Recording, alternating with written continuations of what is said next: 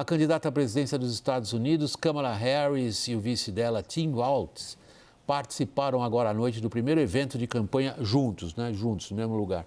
O comício ocorreu pouco tempo depois, algumas horas apenas, após a indicação, o anúncio de Walz na chapa democrata. Indica uma aposta que nós vamos ver qual é. É mais progressista? Vamos ver? Nossa correspondente em Nova York, Mariana Giacomo, tem os últimos detalhes. O candidato a vice-presidente na chapa de Kamala Harris é Tim Walz. Aos 60 anos de idade, ele está no segundo mandato como governador de Minnesota. Walz também foi deputado por 12 anos. Antes disso, serviu a Guarda Nacional Americana e trabalhou como professor e técnico de futebol em uma escola de ensino médio. A origem simples é justamente um dos motivos que levaram Kamala a escolher o governador para compor a chapa. A aposta é que muitos americanos vão se identificar com a trajetória de Walz, principalmente na região centro-oeste, com estados decisivos para as eleições. Tim Walz representou um distrito rural de Minnesota na Câmara, por isso o apelo para essa população. A escolha também representa um aceno de Kamala à ala mais progressista do partido. Nomes populares, principalmente entre o eleitorado mais jovem, comemoraram a decisão. Walz participou do primeiro evento de campanha ao lado de Kamala nesta terça-feira, na Filadélfia. Since the day that I announced my candidacy, I set out to find a partner who can help build this brighter future. So Pennsylvania, I'm here today because I found such a leader. Pointing out just an observation of mine that I made. I just have to say it. You know it, you feel it. These guys are creepy and yes, just weird as hell. That's what you see. That's what you see. O anúncio coloca fim a semanas de especulações sobre quem seria o candidato a vice ao lado de Kamala Harris. A lista de possíveis nomes era pequena, mas nos bastidores a competição foi acirrada e expôs as divisões dentro do Partido Democrata. O outro nome mais cotado era o do governador da Pensilvânia, Josh Shapiro, visto como mais conservador pelos democratas. Depois do anúncio, a oposição já começou a fazer ataques contra Tim Walz. O candidato a vice na chapa de Donald Trump, J.D. Vance, disse que a escolha mostra o quão radical Kamala Harris é. This is a person who listened to the Hamas wing of her own party and selecting a nominee. This is a guy who's proposed shipping more manufacturing jobs to China, who wants to make the American people more reliant on garbage energy instead of good American energy, and has proposed defunding the police just as Kamala Harris does. Tim Walz encarou os maiores desafios de sua trajetória política pouco mais de um ano depois de assumir o estado de Minnesota. A morte de George Floyd em Minneapolis e os protestos que se espalharam pelo país. Críticos acusam Walz de ter demorado para conter os episódios de violência das manifestações. Acompanhando o que a imprensa do mundo inteira está fazendo, nós também aqui no WW separamos alguns posicionamentos, algumas frases, algumas declarações de como que o Walz se coloca frente a alguns dos temas que são temas importantes na eleição, possivelmente até decisivos. Aborto. Ele sancionou lei que garante às mulheres o direito de decidir sobre aborto. Mudança climática. Sancionou lei em 2023 exigindo que Minnesota tenha apenas fontes de eletricidade renováveis, até 2040. Democracia. Sancionou lei que proíbe a criação de políticas que dificultem o voto. Em inglês a expressão é voter suppression, que dificultem a organização de eleitores em torno do voto. Imigração, esse é um tema fortíssimo. Sancionou lei que permitiu aos imigrantes sem documentos a obtenção da carteira de motorista. Clifford Young, a que trecho do eleitorado, que pedaço, que segmento do eleitorado, possivelmente o Walz tem o maior apelo? A sensação que a gente tem de longe aqui no Brasil é que ele e o oposto dele na chapa do Trump, o J.D. Vance, disputam o mesmo eleitor? Sim, é uma colocação interessante. Então, eu falaria que as políticas dele são menos importantes do que o perfil dele. Ou seja, ele branco, que vem de uma região rural, fazendeiro, veterano, ex-militar, professor. técnico de futebol americano. Ele tem um perfil, esse é um perfil bem americano, bem moderado, bem no meio. Mesmo as políticas dele sendo mais da esquerda, ele parece como gente como a gente, como vocês falam em português, né, no Brasil. Pessoas sentem que ele é próximo a eles, que ele tem seu próprio a mesma experiência por um lado, é o próprio um perfil parecido. Cliff, é assim que você traduz essa expressão que vocês usam aí nos Estados Unidos em relação a alguém com esse perfil que você acabou de desenhar do Waltz, folksy. Vocês falam aí nos Estados Unidos, gente como a gente. Exatamente, folksy. Eu estava pensando em Lula. A gente usava pesquisa lá, na época quando eu morava no Brasil, gente como a gente. Então, ele é assim, ele é folksy, ele é próximo assim, ele tem um perfil do americano comum, que vai longe para a campanha de Harris, para aproximar aqueles segmentos mais problemáticos, como americanos jovens, americanos menos afluentes, assim, que sofrem de inflação. Ele tem um tipo de perfil onde ele consegue ter empatia para esses segmentos. É uma escolha interessante. Uma escolha interessante, o Cliff está dizendo, Lorival. A gente, a partir daí, consegue, de alguma forma, Lorival, entender quais são, digamos, os cálculos político-eleitorais dos contendores. A escolha de Vance estava claramente qual era. E no caso do Waltz? Pois é, acho interessante, já que a gente já estabeleceu claramente qual é o perfil pessoal dele, né? É interessante olhar para essas políticas às quais ele está vinculado como governador no segundo mandato em Minnesota, né? A gente viu o J.D. Vance, vice de Trump, dizendo que essa chapa quer a energia ruim e não a energia boa da América, né? E isso diz respeito ao Brasil, porque o Brasil ele vende créditos de carbono, né? Ele tem uma energia limpa e uma janela de oportunidade para vender esses créditos aí nessa próxima geração. Se tudo der certo, em 2050 o mundo será net zero, certo? E líquido em emissões. Se tudo der certo, né? É um C bem grande que você colocou, mas vamos em frente. Ok, mas de qualquer maneira existe esse esforço de transição energética. E o Trump e o J.D. Vance, na convenção republicana, bateram muito nessa questão de que drill, baby, drill, né? Vamos perfurar poços de petróleo como se não houvesse amanhã, né? E o Trump defende a saída dele, como saiu do Acordo de Paris de 2015, são os compromissos dos Estados Unidos e de todos os países com a redução das emissões, com o combate à mudança climática, né? Então, fica bastante clara essa divisão, porque o Watts, ele, no estado dele, como a gente mostrou, um compromisso que ele fez até 2040, toda a fonte de eletricidade vir de energia renovável, né? Então, são diametralmente opostos em relação ao aborto, e aí hoje no discurso, desculpe estar me estendendo um pouco, não, eu quero ouvir o Clifford. Fique à vontade. Quero ouvir o Clifford. Mas ele falou que a filha dele, a Hope, foi de, como se chama isso,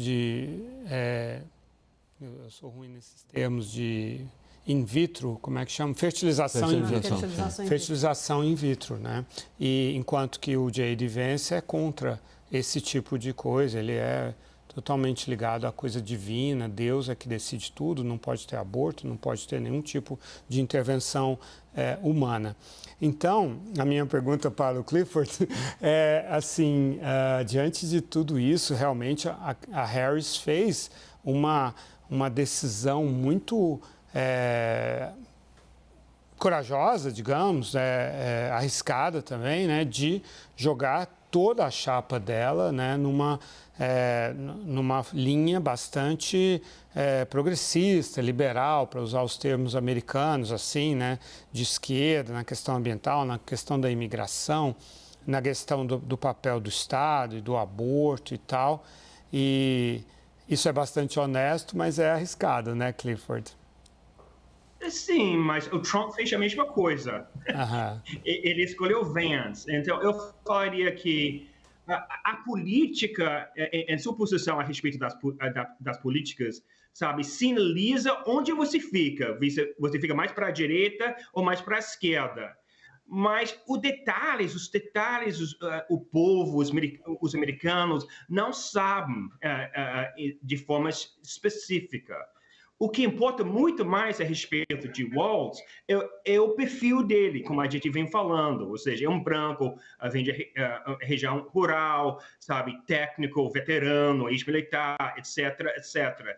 É um perfil interessante que vai longe para o Partido Democrático, que não tem tantas pessoas assim na cena nacional. Então, eu acho que, olha, eu achava que seria o Kelly ou Shapiro, ou o senador de Arizona, ou o governador de Pensilvânia. Mas essa escolha é uma escolha muito interessante, de novo, por causa do perfil, que é um perfil que vai direto para aquele base dos republicanos. É interessante. Mais de um ponto, aquele comício, a gente pode talvez falar mais detalhes sobre isso, foi impressionante. Você sente a energia nesse momento.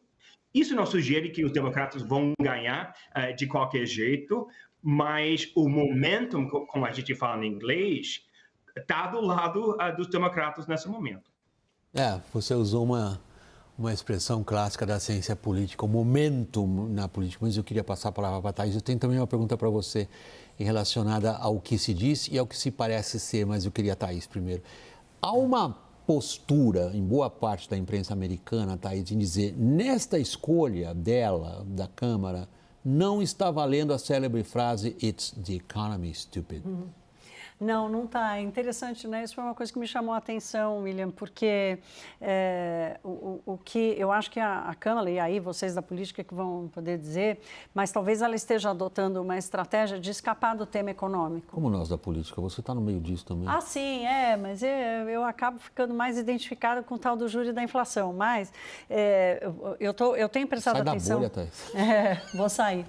Hoje, ouvindo o discurso dela, né, ela não fala, a Câmara, desde que ela virou a candidata, ela fala muito pouco sobre economia, porque no final é a parte frágil dela. Né?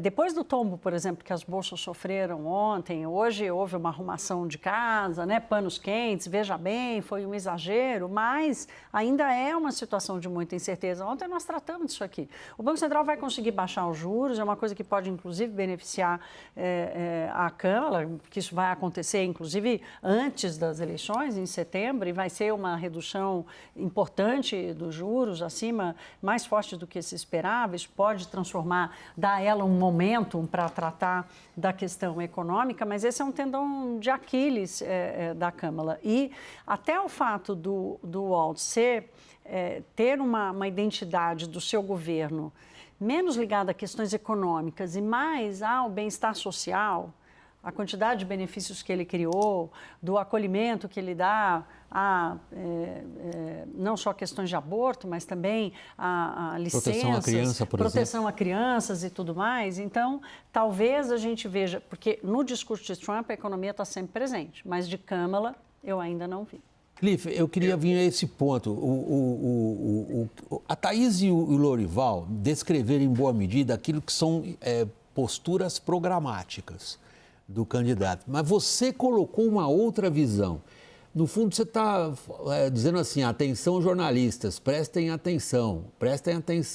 As pessoas não conseguem seguir o que são os pontos programáticos, o que são os conteúdos das plataformas. Elas se deixam levar muito mais pela aparência, por isso que você considerou uma escolha interessante. Agora, você tem certeza, a partir do que você trabalha com dados, que realmente a aparência do Waltz compensa o que são as críticas republicanas em relação ao que o próprio Lorival descreveu, uma opção mais à esquerda do partido na escolha desse candidato? É uma ótima pergunta. Eu falaria que tem vantagem e desvantagem de cada escolha, né? De novo, não é um estado pêndulo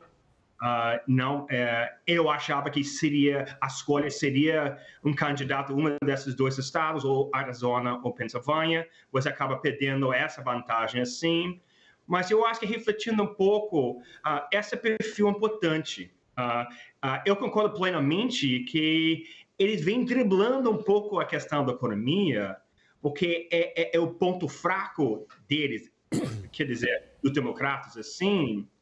Mas o problema principal, o tema principal é inflação, inflação, inflação.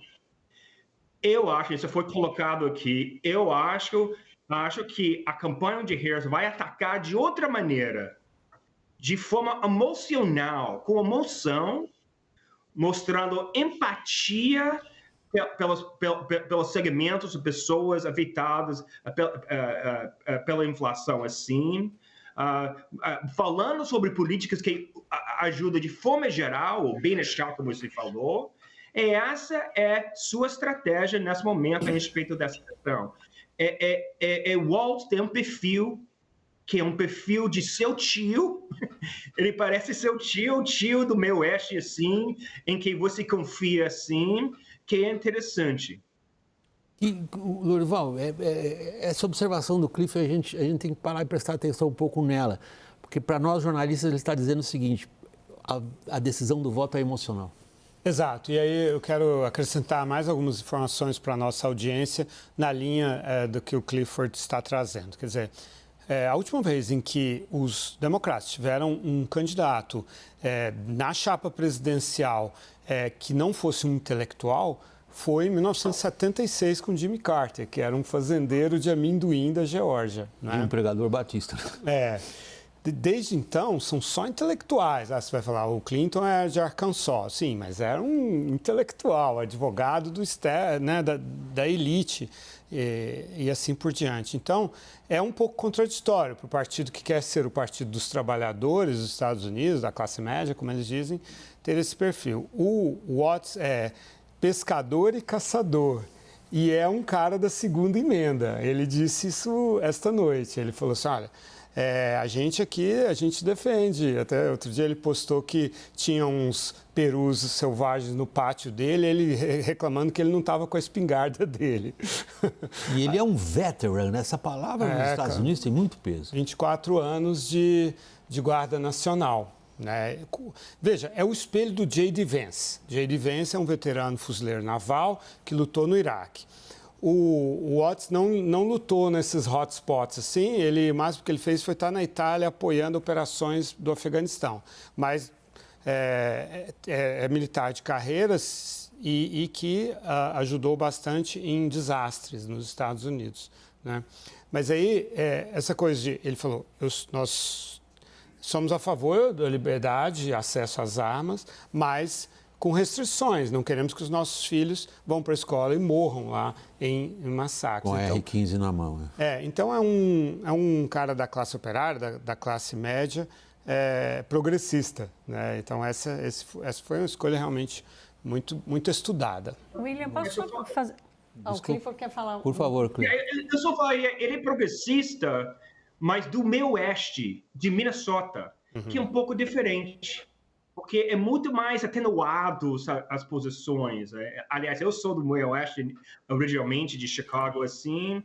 É um posicionamento um pouco mais moderado, não tão radical. Então, de novo, ele é um pouco diferente do que como você já falou, Lorival, do que o que os democratas vêm fazendo ao longo das décadas, mas ele vem do meio oeste, que é um perfil interessante.